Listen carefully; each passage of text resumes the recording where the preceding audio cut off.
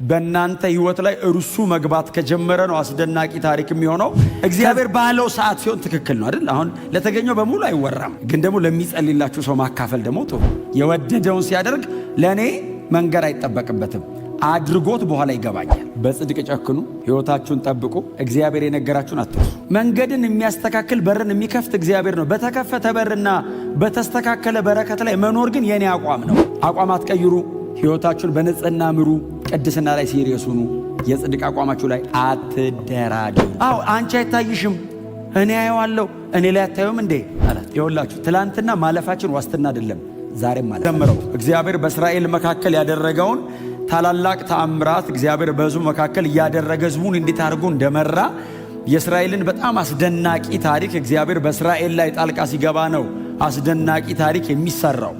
እንደምታውቁት ነው እግዚአብሔር ከሕዝብ መካከል ለይቶ አውጥቶ በእናንተ ህይወት ላይ እርሱ መግባት ከጀመረ ነው አስደናቂ ታሪክ የሚሆነው። ከዛ ውጪ ሌላው ጋር የሚሆነው ነገር ነው እናንተ ጋር የሚደገመው። ምድር ላይ ማንኛውም አይነት ሰው ብትሆኑ በጌታ ካልሆናችሁ ከማንም የተለያችሁ ልትሆኑ አትችሉም።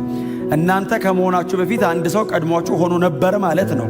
ከእናንተ በኋላም ደግሞ ሌላው ሰው ልክ እንደናንተ እየደገመ ይኖራል ማለት ነው። በጌታ ስትሆኑ ብቻ ነው እግዚአብሔር በእናንተ ህይወት ላይ ሲገባ እግዚአብሔር አስደናቂ ታሪክን በእናንተ ህይወት ላይ ይሰራል። ክብር ለኢየሱስ ይሁን። እና ይሄንን እየዘመረ ነው የወረደው። ከላይ ጀምሮ ከነ አብርሃም ጀምሮ ነው እየዘመረ የሚመጣው የእስራኤልን ወርቃማ ታሪኳን። መዝሙረኛው የዚህ መዝሙር ላይ ያሉ መዝሙረኞች የእስራኤልን ወርቃማ ታሪክ በጣም በተለያየ መንገድ ነው የሚዘምሯቸው። ለምሳሌ እንደነ መዝሙር 136 ከእግዚአብሔር ምሕረት ጋር አያይዘው እግዚአብሔር ሕዝበ እስራኤልን ከአብርሃም ጀምሮ እንዴት አድርጎ እንደባረከ እንዳበዛ፣ እንዴት አድርጎ እግዚአብሔር ትድግናን እንደሚያደርግ ወደ አባቶቻቸው ምድር እንዴት እንዳስገባ፣ መሲህ እንዴት እንደሚልክ በጣም ውብ በሆነ አይነት መንገድ ይዘምሩታል። ያለፈውን የአሁኑንና የሚመጣውን አንድ ላይ አድርገው ነው።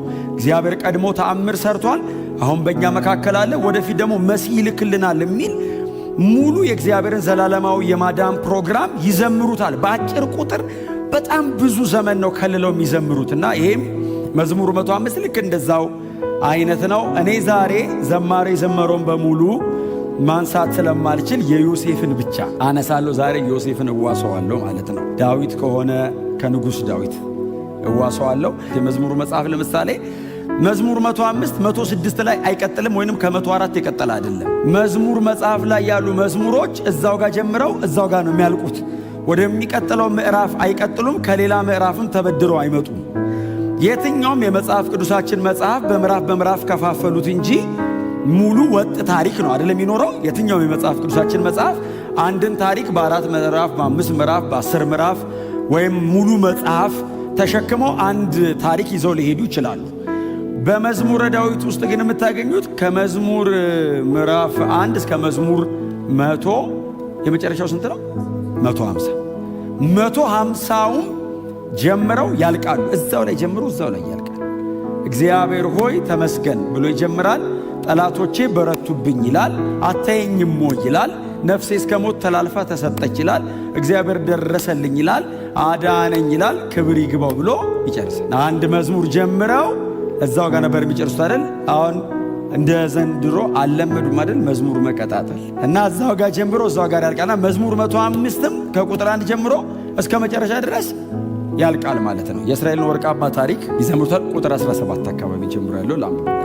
የመዝሙረኛው ሲዘምረው ዘፍጥረት ላይ ያለውን የዮሴፍን ታሪክ ሲዘምረው ዘፍጥረት ላይ ተደርድሮ በተቀመጠበት አይነት ኦርደር አይደለም የሚዘምረው። ታሪክ ያቀዳድማል አይደል? እንደ መዝሙሩ አድርጎ ወደፊትና ወደ ኋላ እያደረገ ነው የሚዘምረው። ለምሳሌ ቁጥር 17 ላይ ምን ብሎ ነው የሚጀምረው?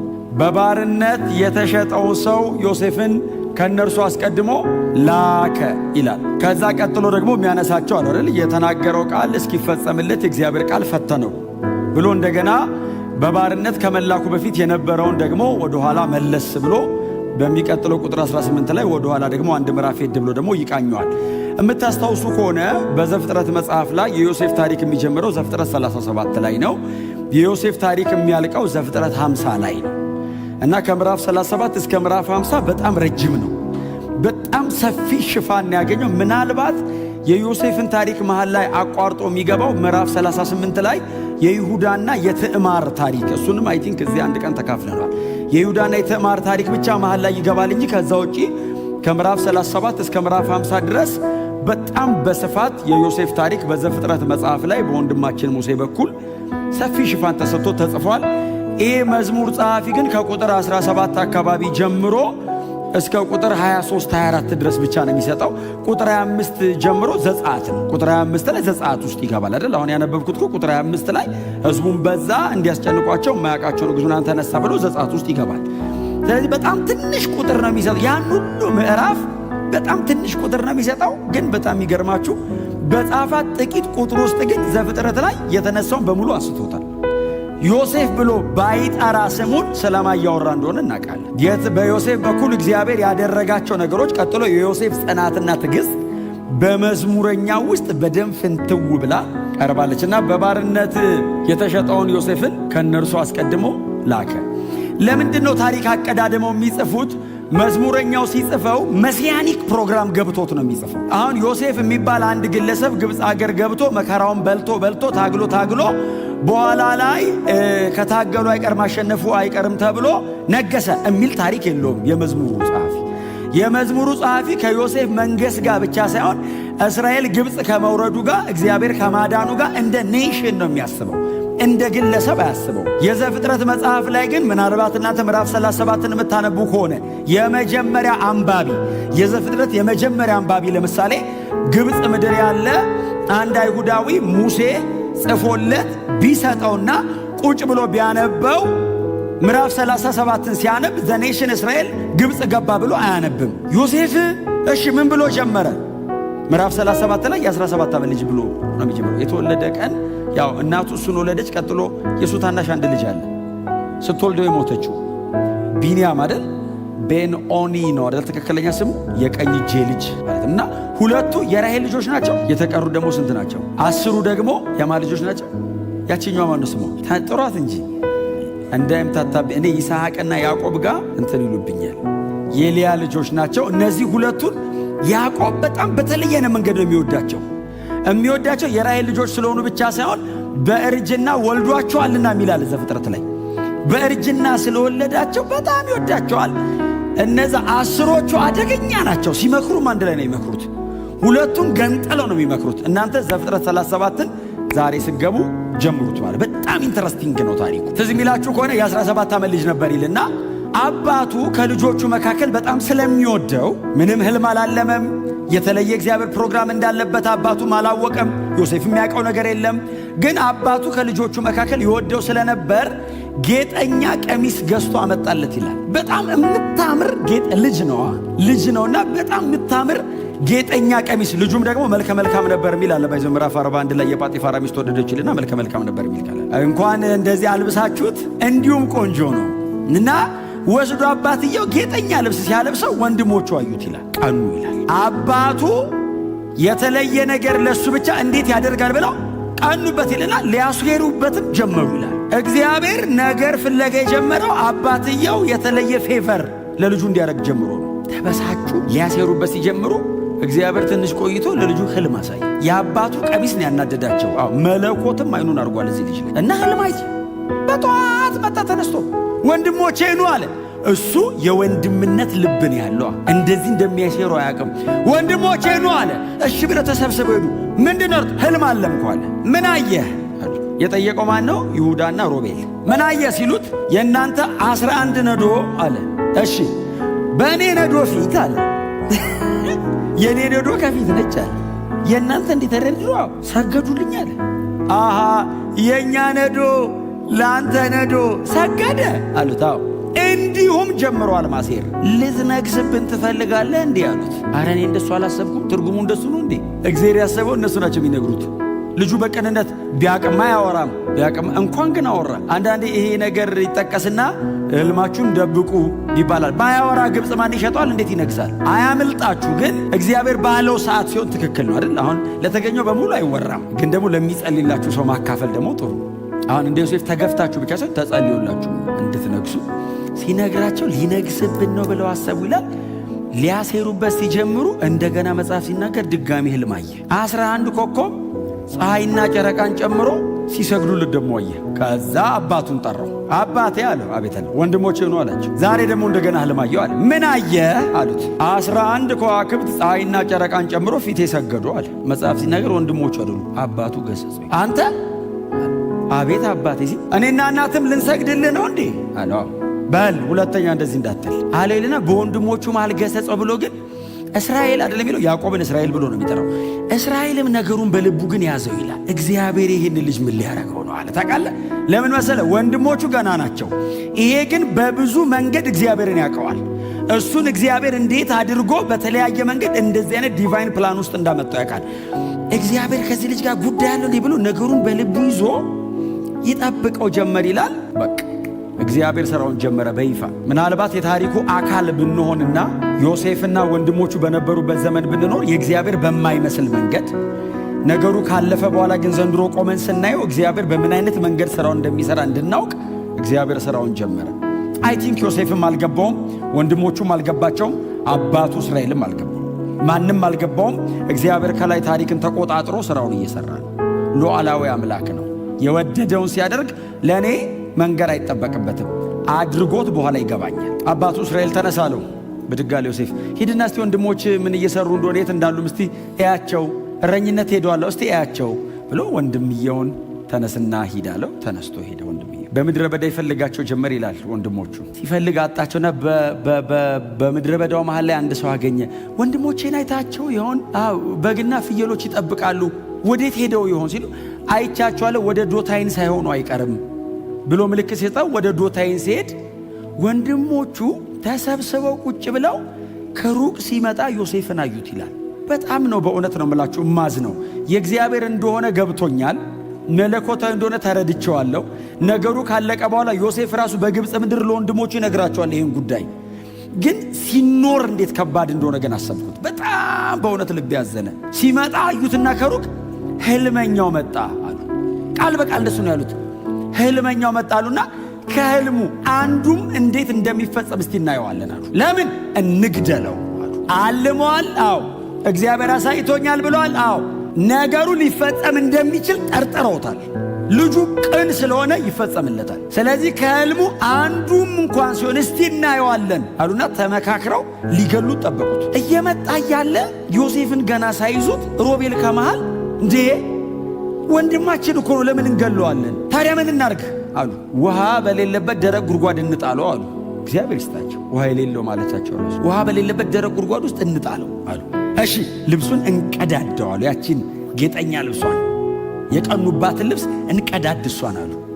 እግዚአብሔር ነገር የንጉሥ ልብስ እኮ ሊያለብሰው ነው።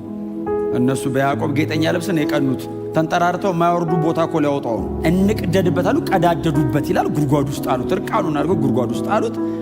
አሁን ዝም ብላችሁ ዮሴፍን አስቡት ምን እንደሚሰማው። አሁን መጽሐፍ እኮ አልነገረንም። የወንድሞቹ ምክር ነው የተጻፈው። ዮሴፍ ጉድጓድ ውስጥ ብቻውን ጨለማ ነው፣ ባዶ ጉድጓድ ውስጥ አሉት። ከምንገለው አለ ከመሃል አንደኛው ለምን እንገለዋለን? ታዲያ ምን እናርግ? ከምንገለው አሁን ጉድጓድ ውስጥ ለነው አንጠቀምም፣ ገለነው አንጠቀምም። ለምን አይሸጠው? ይሁዳ ይባላል። ባይዘው ይሁዳ ነው ስሙ። ምን ነው ይሁዳ ነው ስሙ። የብሉዩ ዮሴፍን ሸጠ፣ የአዲሱ መሲህ ሸጠ። ይሁዳዎች እንሽጠው አለ። ለማ ሲሉት እስማኤላውያን ያው እየመጡ ነው፣ ለእነሱ ወደ ግብፅ ሄደው ነግደው ስለሚመለሱ ከፈለጉ ይግዙት፣ ካልፈለጉ ግብፅ ይሽጡት ብለው ዮሴፍን በሚያስመርር አይነት መንገድ የእግዚአብሔርን የዘላለማዊ ፕሮግራም በሚያስፈጽም በእግዚአብሔር ሉዓላዊ ፈቃድ ተጽዕኖ ስር አድርገው ሸጡ። እግዚአብሔር ከእጃቸው በዚህ መንገድ እንዲወጣ አድርገው። መዝሙረኛው ሲዘምር ምንድነው የሚለው?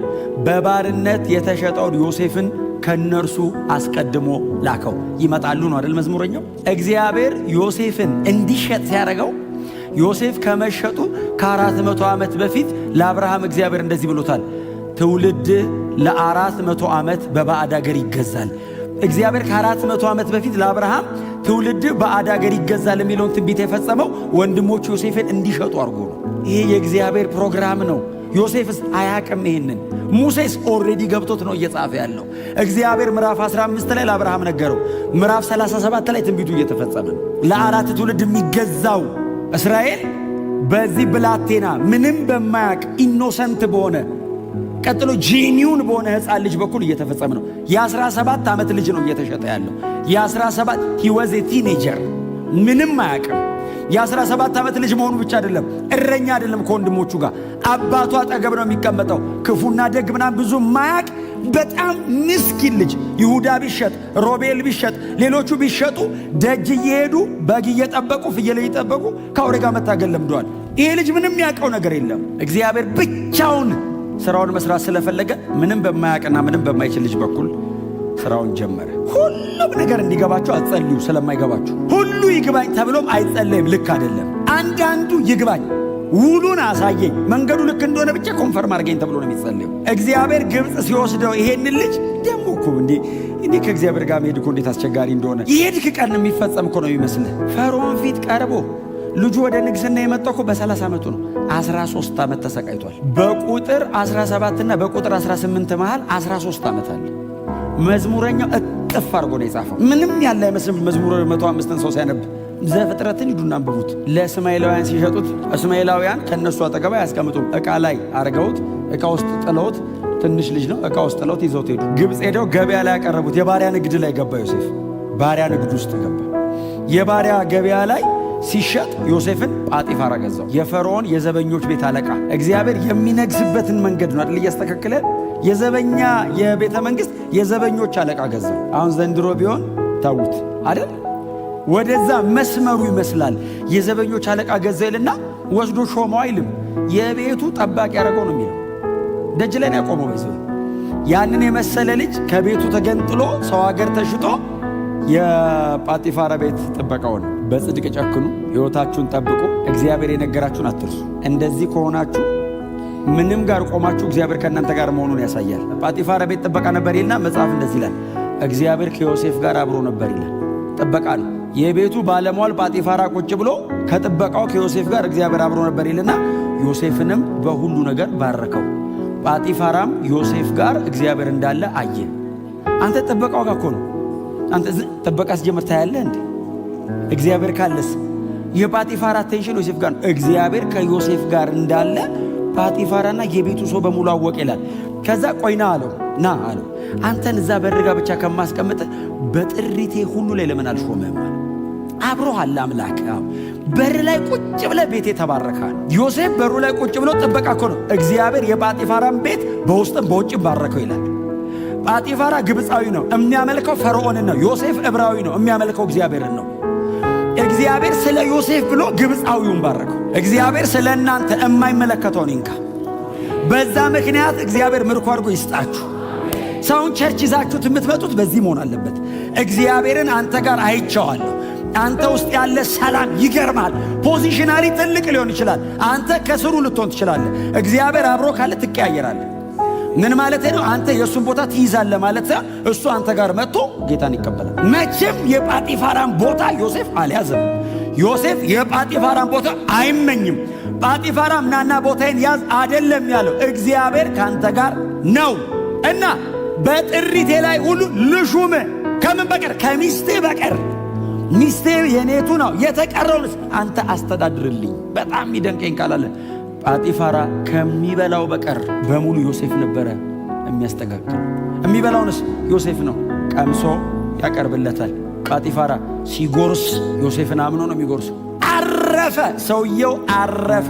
እግዚአብሔር በሱ ምክንያት ባረከው። ክብር ለኢየሱስ ይሁን። ዮሴፍ ይሳካለት ጀመር፣ መንገዱ ይቀና ጀመር። ስለዚህ እግዚአብሔር ያለኝን ነገር እምወርስበት መንገድ ይሄ ሊሆን ይችላል። እግዚአብሔር ባርኮኝ ያለኝን ነገር በሙሉ አስተካክሎ በንብረት ተሸክሜ ቤተሰቦቼን ለመጠየቅ እሄዳለሁ። ወንድሞቼ ሲሰግዱልኝ አይቻለሁ በህልሜ። አዎ ተሸክሜ ይዤ እጄ አሰግዳቸዋለሁ ይላል። ኖ ዌይ።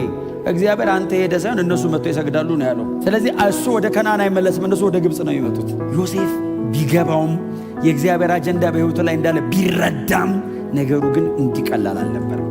በቃ እየተባረከ ነው። ዮሴፍ እየተባረከ ነው። የመጀመሪያው በረከት የእግዚአብሔር አብሮነት ነው።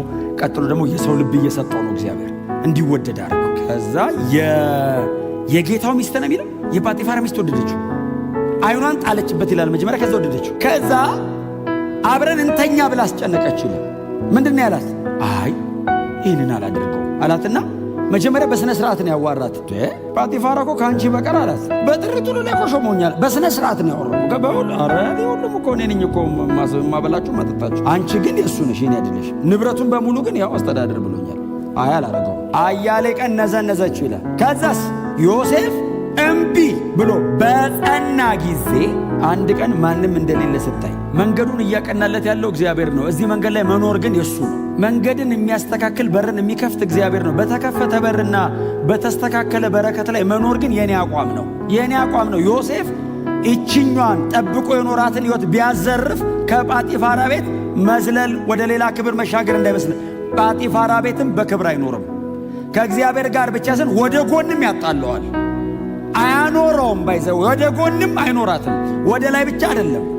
መስመሩን ጠብቆ እየኖረ ያለው ከእግዚአብሔር ጋር ላይን አፕ አድርጎ ነው። ሕይወቱን ከእግዚአብሔር ጋር ገጥሞ ነው። ወደ ጎን ያለው ነገር የሚያስተካክለው ወደ ላይ ባለው መስመር። ዮሴፍ አሁን ነገሩ ጥሩ ነው ጥሩ አይደለም አይደለም፣ እግዚአብሔር አይወደውም ነው በቃ። አሁን ነገሩን እናርገው አናርገው፣ ይሁን አይሁን አይደለም። ዮሴፍ ጋር እግዚአብሔር አይወደውም። ማንም የለም ስትለው በእግዚአብሔር ፊት ላስቲክ ነግሬያቸዋለሁ። ከሶምሶን ጋር ያይሽ ሶምሶን ደስ እንዳለው የሚኖር ሰው ነው። የሶምሶን አይነት ኃይል ዮሴፍ ላይ ቢኖርና እንደዚህ አይነት ዲሲፕሊን ላይ የአይነት ኃይል ቢወርድ በስማ ዮሴፍ አገር ነው ተሸክሞ የሚሮጠው። ሶምሶን በዛ አይነት የህይወት አቋም በወረደበት ኃይል የከተማ ቅጥር በር ከነቀለ በእንደዚህ አይነት የጽድቅ አቋም እንዲህ ነበር ታሪክ የሚገለብጠው። አቋም አትቀይሩ፣ ህይወታችሁን በንጽህና ምሩ፣ ቅድስና ላይ ሲሪየስ ሁኑ፣ የጽድቅ አቋማችሁ ላይ አትደራደሩ። ዋጋ የሚያስከፍለን ዛሬ አይደለም ከተወሰነ ዓመት በኋላ። ዮሴፍ በጽድቅ መጨከኑ የጨከነ ቀን እኮ ዋጋ አስከፈለው። የጨከነ ቀን አያሌ ቀን እምቢ ኖ አላደርገው ማንም የለም አለች። እውነቷን ነው። የእሷ አምላክ ጭንቅላቱ እግሩ ምናምን በሰው እንትን የተቀረጸ የሆነ ቤት የሚቀመጥ አምላክ ነው። ለጣዖቷ ለመስገድ የሆነ ክፍል ነው የምገባው። ዮሴፍ አምላክ የትም አለ። የሆነ ቦታ አይደለም ሄዶ አላት። ይሄው አለ እኮ አላት። እዚህ እንድያየኝ አላት። በእርሱ ቤት አላደርግም። ያንቺ አምላክ እዛው ተደብቆ ነው። እዚህ ክፍል ምሰሉን አያየውም። እዛ ነው ያለው አምላክ። የኔ አምላክ የትም አለ። በእግዚአብሔር ፊት አባቴ ያዕቆብ ባለበት በከናን ምድር፣ እኔ ባለበት በግብፅ ምድር አለ እግዚአብሔር አላት። ይሄው እንደዚህ አብሮት አለ የሚል ቃል አለ እኮ ከዚህ በፊት እግዚአብሔር ከእርሱ ጋር ነው የሚል። አዎ አንቺ አይታይሽም፣ እኔ አየዋለሁ። እኔ ላይ አታዩም እንዴ አላት። እኔ እሱን ለብቻው አየዋለሁ፣ እናንተ ግን በእኔ ነው የምታዩት አላት። እግዚአብሔር መኖሩ የሚታየው በዮሴፍ ነው ግብፅ ውስጥ። ክብር ለኢየሱስ ይሁን። አላደርገውም ሲላት አንድ ቀን አይደል አይ ዶንት ቲንክ ወደው ብቻ አይደል ከፕሮግራሙ ለማስቀረት አይመስለኝም። ምክንያቱም ትዝ ይላችኋል የማነው ስሙ የዳዊት ልጆች እህቱን ያስነወራት ትዝ ይላችኋል። ወደዳት እስኪያመው አይደል የሚለው ቃል። እኔ በጣም ነው የሚገርም። ታመመ ይላል ታውቃል። ታሞተኛ አቤሴሎም ምን ሆነ ነው አሉ። እህቴን ወድጃት። ከዛ ካስነወራት በኋላ ይላል ከወደዳት ይልቅ የጠላት ባሰ ይላል። ወዷት አይደለም ፕሮግራም ለማበላሸት ነው። አጠገባቸው ያለውን ሰው በንጽህና ጨርስ በሉት። ወይ ዶንት ዲሲቭ። ባለፈው ተናገርኩ እኮ ደሊላ ወዳው አይደለም እስኪሞት ነው። ጸጉሩ ተላጭቶ ኖርማል ሲሆን ውሰዱት አለች። ብሯን ተቀብላ ሄደች። ዮሴፍ ገብቶታል። ኖ አንድ ቀን ይሄን ስትለው እሱም ይሄን ሲመልስላት ያየኛል ሲላት እንግዲያው ብላ ያዘችው። ስትይዘው ልብሱን ትቶ አይደል ሮጠ። ሲሮጥ ያውቀዋል። ባዕድ አገር ብራዘር ምጻተኛ ነው። ቀጥሎ ከጥበቃነት ነው ቤቱ ላይ የተሾመው። ያውቀዋል መከራው ሲቃዩን ያውቀዋል። ለዛውም ማቤት መሰለ ልብሱ የተያዘው የቤተ መንግስቱ የጥበቆቹ ማለት እንኳን በድለ እንኳን ወንጀል ሰርተ እንዲሁም ሰርሰር ይላል ጳጢፋራ። እንዲሁም ቀሳይ ራሱ ላስገባው እንኳን ቤቱ እገዛ ቤቱ ወንጀል ሰርተ ከዛስ ሚስቱ ይዛ ጠበቀችው ልብስ ማታ ዮሴፍ የለም ስራውን ይሰራል ታውቃለህ። ልብሱን ይዛ መጀመሪያ የቤቱን ሰዎች አይደል ሰበሰበች ይላል። ይሄ እኮ ዕብራዊ ሰውዬ ሊያስነውረኝ ሲል ስጮህበት ልብሱን ጥሎ ሮጠ ብላ ሳየች። ወዳው ቢሆን እንዲያታረገው ድካሙን ሸፍና እንደምንም አድርጋ ነው የምትይዘው። ልትገለው ፕሮግራም እንዳደረገች የምጠቀም ሪቬንጅ ፕላን አደረገች። አይሆንማ ነገሩ በሰላም ካልሆነ እበቀለዋለሁ አለች። አስገድሏል። ወንድሞቹ ሊያስገድሉ ሲሉ አስመልጦታል። አስገድሏል። ግብፅ ድረስ ተከትሎት መጣ ሰይጣኑ። ይኸውላችሁ ትላንትና ማለፋችን ዋስትና አይደለም። ዛሬም ማለፍ አለብን። ነገም ከመጣ ማለፍ አለብን። እስከ መቼ? እስከ መጨረሻ ትንፋሻችን ቁርጥ እስኪል አቋም እንዳቀይሩ። ትላንት አልፈናል። እግዚአብሔር ይመስገን ስለ ጸጋው። ዛሬስ ግዴታ ነው። ነገስ በእግዚአብሔር ላይ እንታመናለን። በፍጹም እንዳታስነኩ።